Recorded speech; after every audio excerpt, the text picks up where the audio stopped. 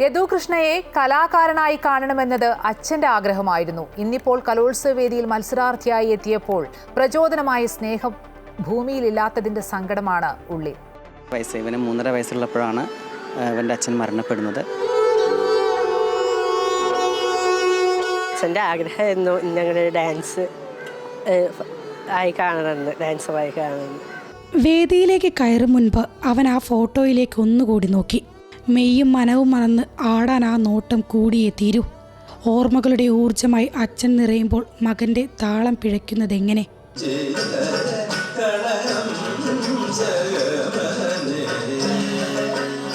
മകനൊരു മികച്ച നർത്തകനാകണമെന്ന അച്ഛൻ്റെ ആഗ്രഹം നിറവേറ്റാൻ യദു എത്തിയത് ചെറിയച്ഛൻ്റെ കയ്യും പിടിച്ചാണ്.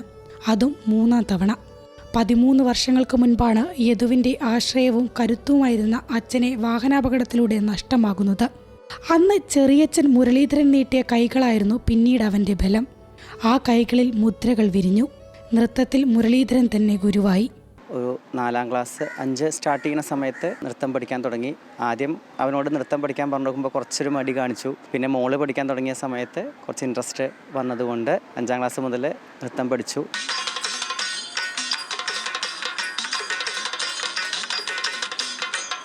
എൻ്റെ ഹൈസ്കൂളത്തെ അവസാനത്തെ വർഷത്തിൽ ആണിത്.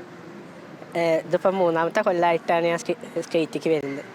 വേദിയിലെ പ്രകടനത്തിന് എ ഗ്രേഡിൻ്റെ പൂർണ്ണത. സന്തോഷ നിമിഷങ്ങൾ അമ്മയുമായി പങ്കിട്ടു. ആഗ്രഹ സാഫല്യത്തിന് അത് ഇരട്ടി മധുരം. ജീവിതതാളം പകർന്നു നൽകിയ ആ കൈകൾ ചേർത്ത് പിടിച്ച് ഇനി കണ്ണിറയെ കാണണം പത്മനാഭനെ. ചിലങ്കയുടെ താളത്തിനൊപ്പം മനസ്സിൽ തുടിക്കുന്നുണ്ട് അച്ഛനെന്ന കരുത്ത്.